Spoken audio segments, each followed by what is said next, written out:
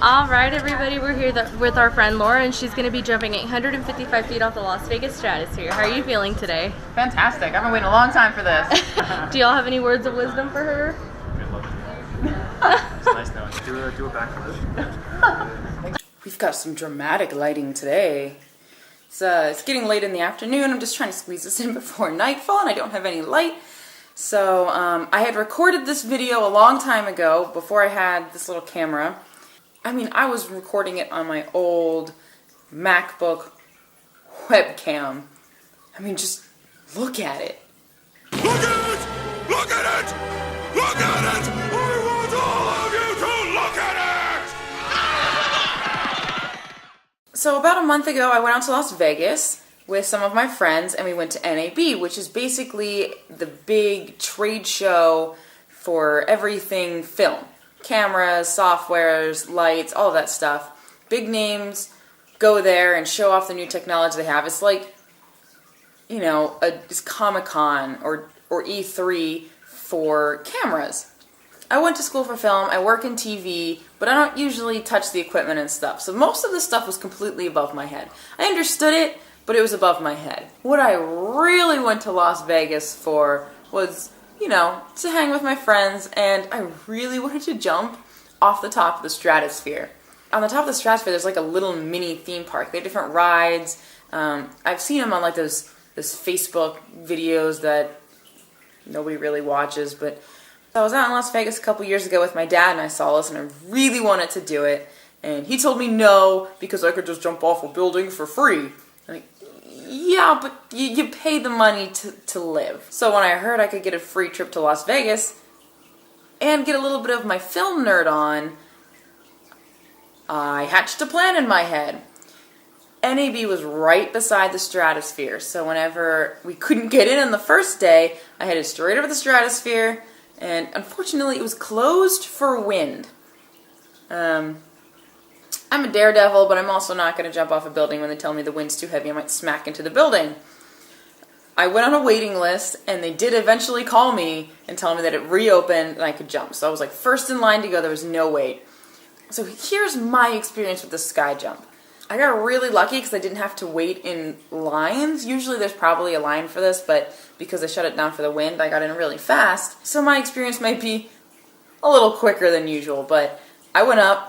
I paid for my thing, and I was instantly taken back and suited up. And they put me in this real attractive, bright blue jumpsuit, which was just, you know, top of the fashion list for 2017. I mean, they strap you in really tight, like really tight. They just keep squeezing you in there.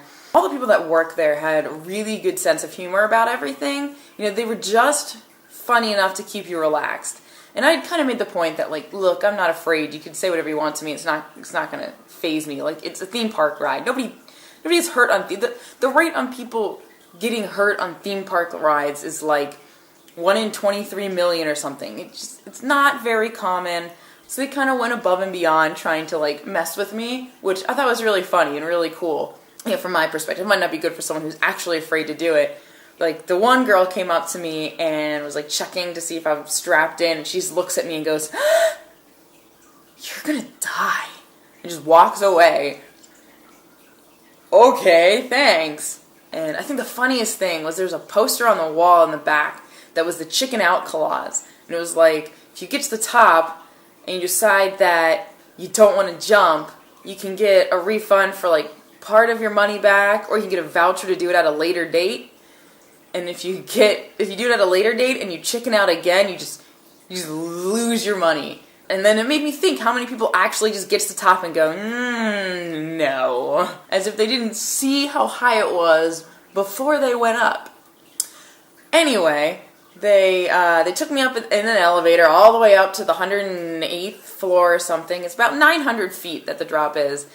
And they had this wonderful crew up there. It was 2 people, and one of them is like, really serious. I mean, she's like drill sergeant, like, you know, I'm gonna make sure that you're safe. Give me your foot. I'm checking your shoes. Like, she was really, really into it. And then there was this guy there who was just like a total clown. He's there to distract you from what you're about to do.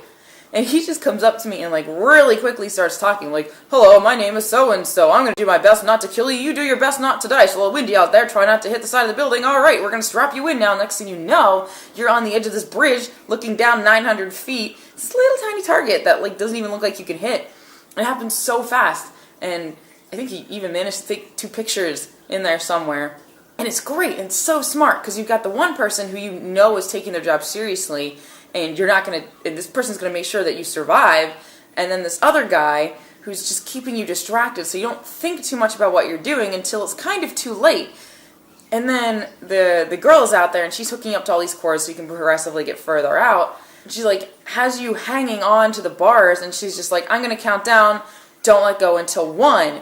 And then she like takes your back, there's like a hook on your back, and she just pushes you forward till your nose is facing downward, and she's like, 1, 2, I'm like, lady, I can't jump from it, 3, just lets you, and you just go plummeting down. And the way they do it just makes you not be able to use the chicken out claws. So here's my mindset during this whole thing.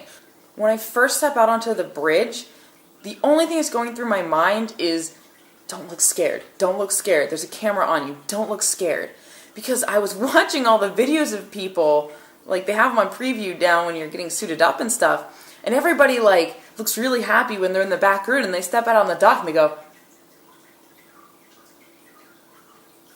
and like instant regret just like whoosh over all of their faces. I was like, I don't want to look like that. I know I'm going to put this on YouTube, but I don't want to look like that.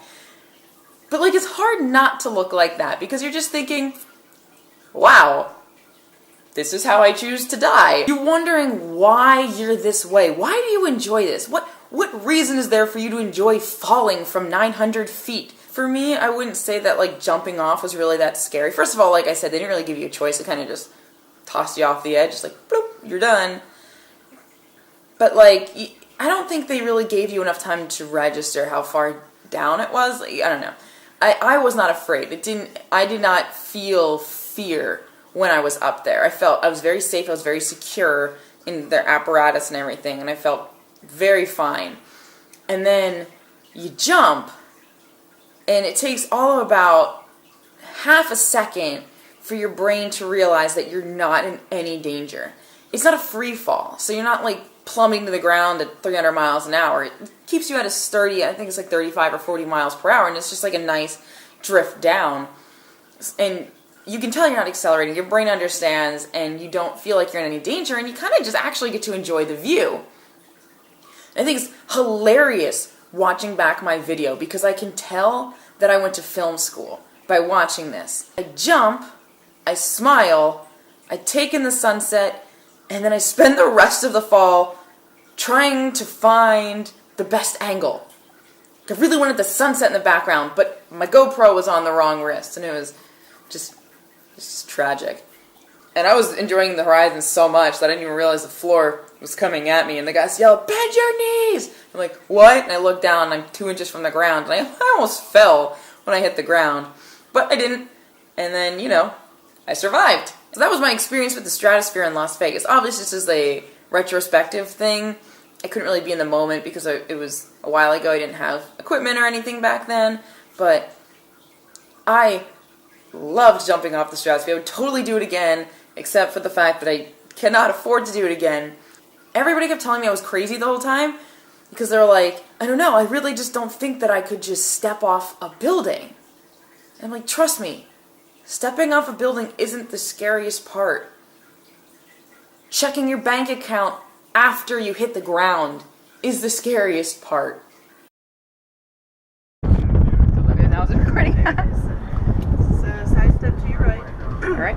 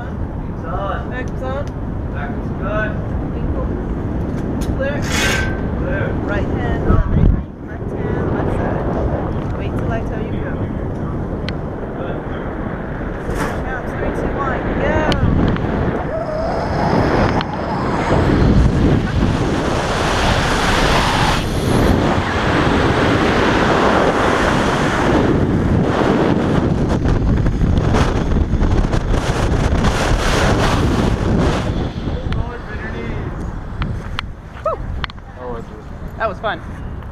I'm alive.